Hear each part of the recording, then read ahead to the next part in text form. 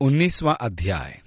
इन बातों के बाद अध्याय 17 व 18 में बाबुल के धर्म तथा वाणिज्य तंत्र के नाश के बाद, इसके बाद मैंने स्वर्ग में मानो बड़ी भीड़ को ऊंचे शब्द से यह कहते सुना कि हालेलुया, उद्धार और महिमा और सामर्थ हमारे परमेश्वर की है। जहां तक परमेश्वर के प्रकोप के उंडेले जाने की बात है, पृथ्वी का दंड बाबुल पर पूरा हो गया। अब एक अंतिम छोटी सी लड़ाई शेष है जो अध्याय 19 में हमें मिलती है। दंड व परमेश्वर के प्रकोप का कटोरा पृथ्वी पर उंडेला जा चुका है। पृथ्वी पर सामर्थ व बड़ी महिमा के साथ प्रभु यीशु मसीह के आने का अब समय आ गया है कि वह परमेश्वर के राज्य की स्थापना करे, और यही कारण है कि स्वर्ग में ऐसा बड़ा आनंद मनाया जा रहा है। मैं आशा करता हूं कि मैं वहां उपस्थित रहूं और स्वर्गीय स्थानों पर यह कहते पाऊं, हालेलुया। दूसरी आयत में, क्योंकि उसके निर्णय सच्चे और ठीक हैं। हर समय हमें यह आश्वासन मिलता रहा है कि परमेश्वर के निर्णय सत्य व धर्मी हैं, क्योंकि यह वह क्षेत्र है जहां शैतान निरंतर परमेश्वर को चुनौती देता है। परमेश्वर के निर्णयों के सच्चे होने में जो रुकावटें डालते हैं, प्रत्येक वे सदा ऐसे लोग होते हैं जो उसके सच्चाई को चुनौती देने को तैयार रहते हैं। परमेश्वर सच्चा व न्यायी है। प्रत्येक दंड के समय इस बात की घोषणा की गई है, हे प्रभु, तेरे निर्णय सच्चे और ठीक हैं। अदन की वाटिका में शैतान ने हव्वा के मन में जो विचार रोपा वो यह था कि परमेश्वर ठीक नहीं है, कि परमेश्वर उसको वह देना नहीं चाहता जो उसका लाभ का है। अपने स्वार्थ के कारण उसने हव्वा को फल खाने को मना किया। शैतान का यही एक उद्देश्य था। वह हर समय परमेश्वर के निर्णयों को चुनौती देता रहा है। मैं नहीं जानता कि परमेश्वर क्या करेगा, परंतु इतना जानता हूं कि वह जो भी करेगा वह हमारे लिए पूर्णतः अच्छा और ठीक होगा। हे प्रभु, तेरे निर्णय सच्चे और ठीक हैं। परमेश्वर के निर्णयों के विषय में कभी चिंता न करें। मैं कई बार सारी बातों को ध्यान में रखे बिना ही निर्णय लेता हूं, इसलिए मेरे निर्णय कई बार गलत होते हैं।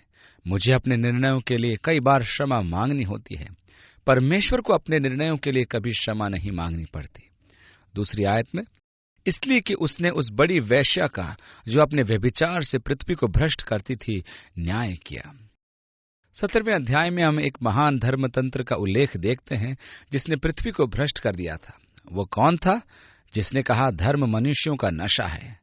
सचमुच ये बात सही है।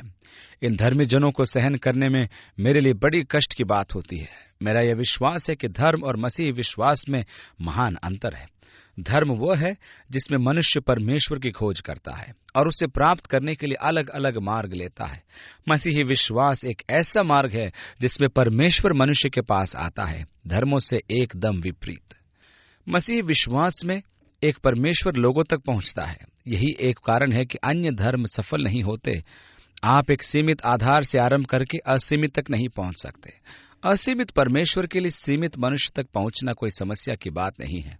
धर्म आपको बताता है कि परमेश्वर को खुश करने के लिए आपको कुछ काम करने हैं ताकि परमेश्वर आपको ग्रहण करे। मसीहत आपको बताती है कि आपकी धार्मिकता गंदे छितड़ों के समान है। परमेश्वर के अनुग्रह और प्रेम के आधार पर आप उसकी दया पर रहते हैं। परमेश्वर दयालु है। इस धरती पर कोई भी ऐसा काम नहीं है जो हम परमेश्वर को भेंट कर सकें और वह उसकी दृष्टि में ग्रहण योग्य हो। वह आपको जैसे आप हैं वैसे ही ग्रहण करता है। यूहन्ना 6:37 में लिखा है, जो मेरे पास आता है उन्हें मैं किसी भी प्रकार न निकालूंगा। हमारे जीवन की सबसे बड़ी कमी है परमेश्वर की आराधना नियुक्त विधि से न करना। परमेश्वर कैसे कहता है कि हम उसकी उपासना करें? आत्मा और उसकी आराधक आत्मा व सत्य के साथ उसकी आराधना करें। यदि आप परमेश्वर की आराधना किसी नियुक्त तरीके से नहीं करते हैं और उस तरीके से करते हैं जिसको उसने वर्जित किया है, तो ये आत्मिक व्यभिचार है, अर्थात किसी नियुक्त तरीके से न करना। परमेश्वर से एक प्रेम के संबंध को बनाना धर्म नहीं है। वो आपको धार्मिक बनाना नहीं चाहता।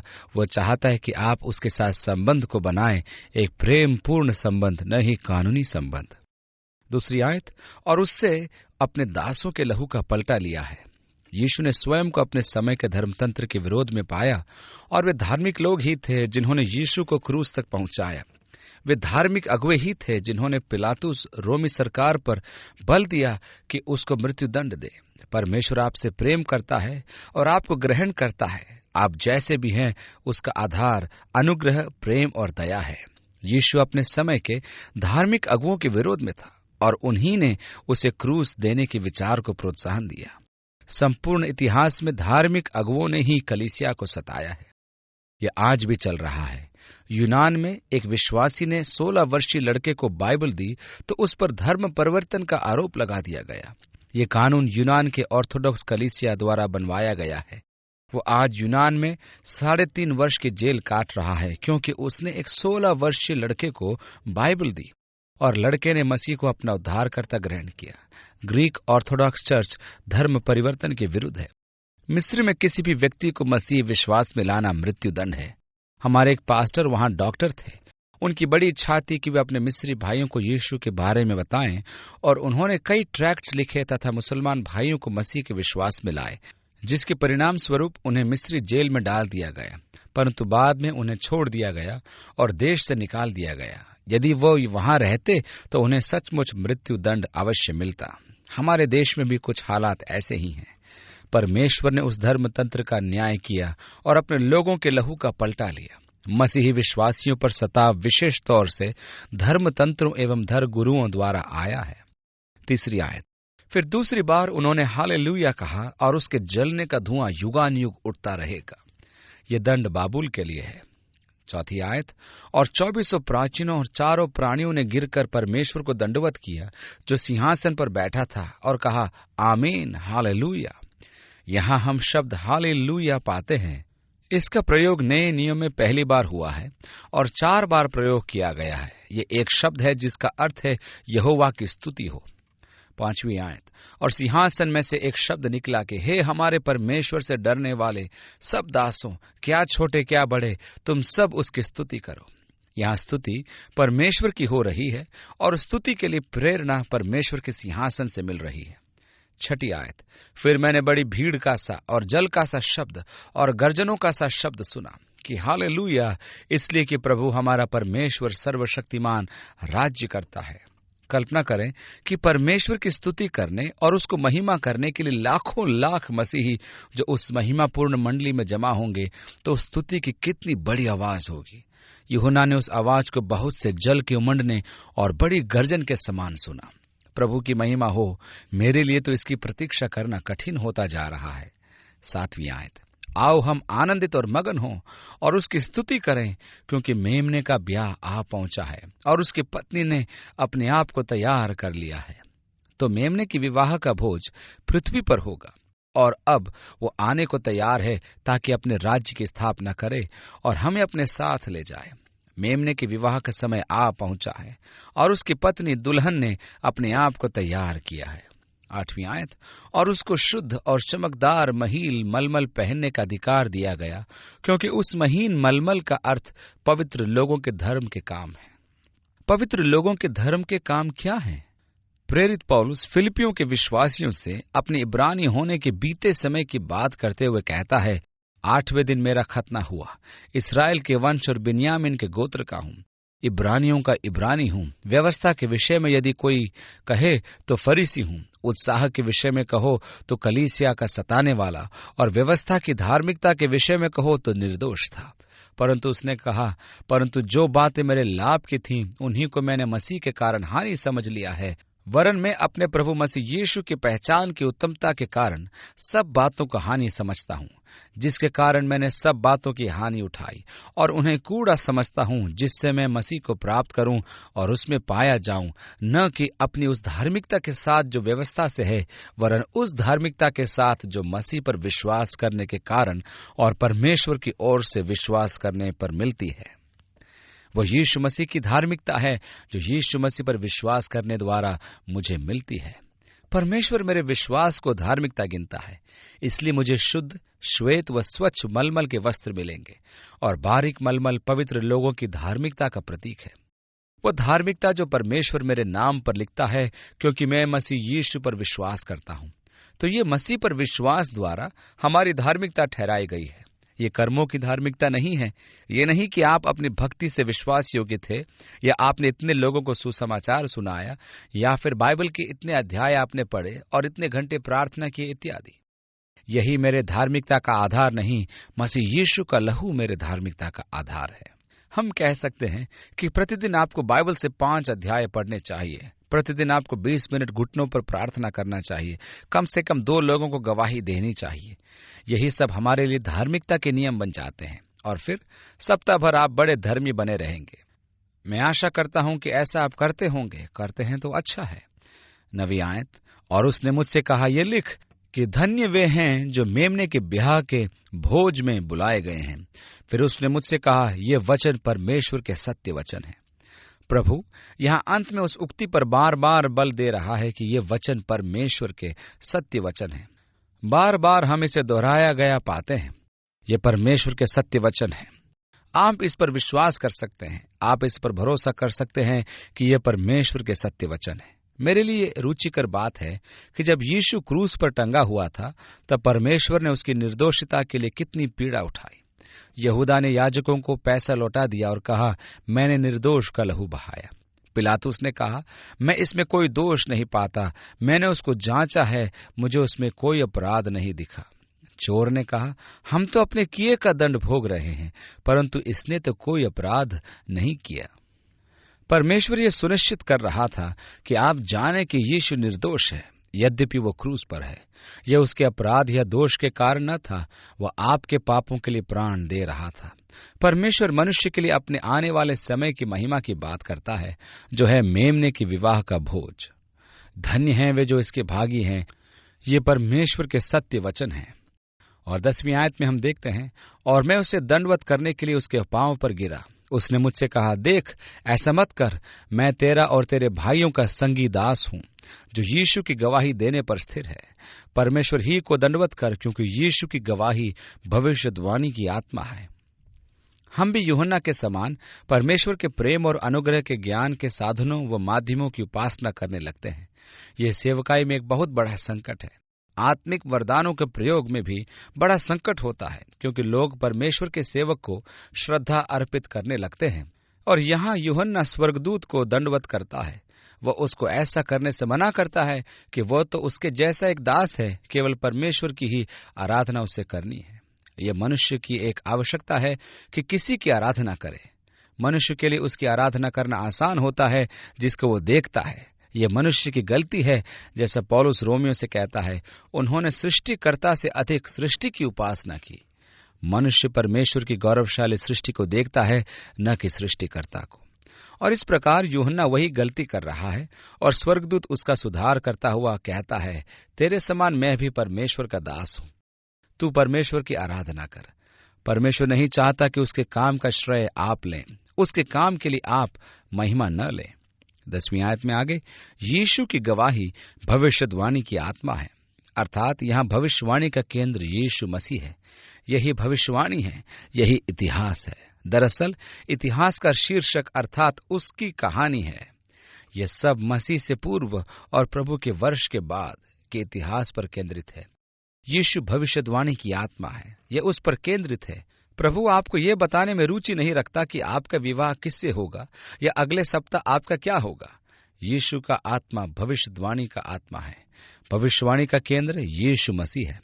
यीशु की गवाही भविष्यद्वाणी की आत्मा है। 11वीं आयत, फिर मैंने स्वर्ग को खुला हुआ देखा, और देखता हूं कि एक श्वेत घोड़ा, और उस पर एक सवार है, जो विश्वास योग्य और सत्य कहलाता है।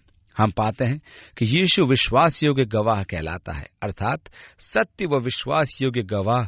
तो वह श्वेत घोड़े पर सवार है, और वह धर्म के साथ लड़ाई व न्याय करता है। यहाँ फिर से उसके न्याय की धार्मिकता को प्रमाणित किया गया है। 12, उसकी आंखें आग की ज्वाला है, यह उसके अग्निमय न्याय का प्रतीक है। और आगे लिखा है, और उसके सिर पर बहुत से राजमुकुट हैं, और उसका एक नाम लिखा है जिसे उसको छोड़ कोई नहीं जानता, और वह लहू छिड़का हुआ वस्त्र पहने हैं, और उसका नाम परमेश्वर का वचन है। आदि में वचन था, वचन परमेश्वर के साथ था, वचन परमेश्वर था, वही आदि में परमेश्वर के साथ था। सब वस्तुएं उसके द्वारा सृजी गईं, और कोई वस्तु ऐसी नहीं थी जो उसके बिना बनाई गई हो। और वह मनुष्यों की ज्योति था, और वचन देहधारी हुआ, और उसने हमारे मध्य डेरा किया, और हमने उसकी महिमा को देखा, जैसी पिता के एकलौते की महिमा। और अब वह परमेश्वर के वचन के रूप में आता है। और 14वीं आयत में लिखा है, और स्वर्ग की सेना श्वेत घोड़ों पर सवार और श्वेत और शुद्ध मलमल पहने हुए उसके पीछे पीछे है। मैं उस सेना का सदस्य होऊंगा, और आप भी, क्योंकि हम यही श्वेत व शुद्ध मलमल पहने होंगे, जो पवित्र लोगों की धार्मिकता है। 15वीं आयत में, और उसके मुंह से एक चोखी तलवार निकलती है। परमेश्वर का वचन जीवित, सामर्थी तथा दो धारी तलवार से तेज है। उसके मुंह से चोखी तलवार निकलती है। 15वीं आयत में आगे, और जाति जाति को मारने के लिए उसके मुंह से चोखी तलवार निकलती है, और वह लोहे का राजदंड लिए हुए उन पर राज्य करेगा। और वह सर्वशक्तिमान परमेश्वर के भयानक क्रोध की जलजलाहट की मदिरा के कुंड में दाख रौंदेगा। और उसके वस्त्र और जांघ पर वह नाम लिखा है, राजाओं का राजा और प्रभुओं का प्रभु। ये लहू में डूबा हुआ वस्त्र यशायाह 63 के संदर्भ में है। यह उसका अपना लहू नहीं है, परंतु उसके शत्रुओं का लहू है, जिसको वो पांव से रौंदता है। यशायाह 63 बताता है, यह वह है जो बोस्रा नगर के बैंजनी वस्त्र पहने हुए एदोम से चला आता है, जो अति बलवान और भड़कीला पहरावा पहने हुए झूमता हुआ चला आता है। यह मैं ही हूं जो धर्म से बोलता और पूरा उद्धार करने की शक्ति रखता हूं। उस काल में लोग अंगूरों को हौज में डालकर पैरों से रौंदा करते थे, और जब तक वे अंगूर को रौंदते थे तथा उसका रस निकालते थे, तब तक वहां नाच गान होता रहता था। आप कल्पना कर सकते हैं कि अंगूर के रस के छींटे पूरे दिन दाख रौंदने के बाद उनके वस्त्रों पर दाग लग जाते थे। मैंने तो अकेले ही हौद में दाख को अकेले रौंदा है, और कोई मेरे साथ न था, क्योंकि मैं क्रोध के साथ उनको रौंदूंगा और अपने प्रकोप में रौंदूंगा, और उनका लहू मेरे वस्त्र पर लगेगा और मेरे वस्त्र पर दाग लगेंगे, क्योंकि पलटा लेने का दिन मेरे हृदय में है और मेरे छुड़ाए हुओं का वर्ष आ गया है। वह मनुष्य के विद्रोह को समाप्त करने आ रहा है। वह दाख के हौज को रौंदने आ रहा है। इस पृथ्वी पर लाखों लोग हैं जो उससे युद्ध करने के लिए जमा होंगे। इसराइल का समस्त मध्य पूर्वी क्षेत्र मगिदोन से लेकर एदोम तक विश्व की बड़ी सेना से भरा होगा। उनकी संख्या करोड़ों में होगी, और वचन बताता है कि 20 करोड़ लोग वे होंगे।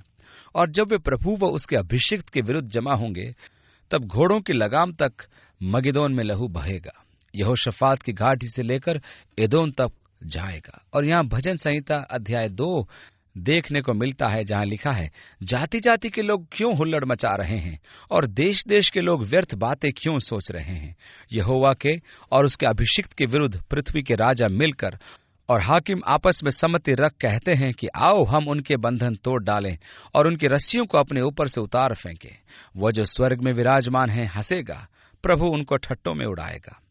यहाँ हम उसे देखते हैं कि वह लहू में डूबे वस्त्र पहने हुए, और उसके मुंह से एक चोखी तलवार निकली, जिसके द्वारा ये विद्रोही सेनाएं नाश होंगी, अर्थात वह अपने वचन से उन्हें नाश करेगा। हमें बताया गया है कि वह आदि में परमेश्वर के साथ था और उसने सब वस्तुओं की सृष्टि की। हम इस विस्तृत सृष्टि को देखते हैं जिसमें हम रहते हैं, और उसने इसकी सृष्टि कैसे की। उसने बोला और वे अस्तित्व में आ गईं। चारों ओर अंधियारा था, और परमेश्वर ने कहा ज्योति हो, और ज्योति हो गई। हम परमेश्वर के वचन के सामर्थ का एहसास करें। उसका वचन जीवित व सामर्थी है। उस दिन जब वो आएगा और विश्व की सामर्थी सेना इकट्ठी होगी, तब उसे नाश करने के लिए, और वह केवल बोलेगा और चोखी तलवार उसके मुंह से निकलेगी। वह उन एकत्रित विद्रोहियों को नाश करेगा जो उसके विरुद्ध इकट्ठे होंगे। मैं सोचता हूं कि वह केवल यह कहेगा, राजाओं का राजा और प्रभुओं का प्रभु। 17वीं आयत, और मैंने सूर्य पर एक स्वर्गदूत को खड़े देखा, और उसने बड़े शब्द से पुकार कर आकाश के बीच में से उड़ने वाले सब पक्षियों से कहा, आओ परमेश्वर की बड़ी बियारी के लिए इकट्ठे हो जाओ। अब हम आनंदित हो रहे हैं, क्योंकि हम मेमने के भोज में शामिल होंगे। एक और भोज होगा जो परमेश्वर पक्षियों के लिए करेगा, जिससे तुम राजाओं का मांस और सरदारों का मांस और शक्तिमान पुरुषों का मांस और घोड़ों का और उनके सवारों का मांस, और क्या स्वतंत्र, क्या दास, क्या छोटे, क्या बड़े, सब लोगों का मांस खाओ। फिर मैंने उस पशु और पृथ्वी के राजाओं और उनकी सेनाओं को उस घोड़े के सवार और उसकी सेना से लड़ने के लिए इकट्ठे देखा। और वो पशु और उसके साथ वो झूठा नबी पकड़ा गया, जिसने उसके सामने ऐसे चिन्ह दिखाए थे जिनके द्वारा उसने उनको भरमाया, जिन्होंने उस पशु की छाप ली थी और जो उसकी मूरत की पूजा करते थे। ये दोनों जीते जी उस आग की झील में जो गंधक से जलती है डाले गए। पवित्र वचन में उसे नरक कहा गया है, जो अधर्मियों का अनंत निवास है। इसके विषय में यीशु ने कहा था कि परमेश्वर ने इसे शैतान और दुष्टात्माओं के लिए तैयार किया है। नरक के प्रथम 2 निवासी होंगे मसीह विरोधी तथा उसका नबी। 1000 वर्ष तक वहां केवल ये 2 ही निवासी होंगे। 1000 वर्ष के बाद शैतान और समस्त दुष्ट आत्माएं जो शैतान के साथ विद्रोह में शामिल हैं उसमें डाली जाएंगी, और वे लोग भी जो शैतान के साथ परमेश्वर के विरुद्ध थे उस अंधियारे में होंगे जहां रोना और दांतों का पीसना होगा। नरक या अधोलोक पृथ्वी के भीतर है, अतः कुंड भी पृथ्वी के भीतर है, और शायद वो पृथ्वी के भीतर एक क्षेत्र है जो खाली है और आप उसमें गुरुत्वाकर्षण से निरंतर गिरते रहेंगे। आप कभी तह तक नहीं पहुंचेंगे, वहां निरंतर गिरना होगा। आदम से लेकर अब तक के सब अधर्मियों को समा जाने के लिए नरक का क्षेत्रफल गोलाई में 10 मील के व्यास से अधिक का ही होना चाहिए। 21 और शेष लोग उस घोड़े के सवार की तलवार से जो उसके मुंह से निकलती मार डाले गए। तलवार क्या है? वो वचन जो उसके मुंह से निकलता है। जो उसके मुंह से निकलती थी मार डाले गए, और सब पक्षी उनके मांस से तृप्त हो गए। पृथ्वी के समस्त गिद्धों को परमेश्वर द्वारा तैयार किए गए भोज में आमंत्रित किया जाएगा।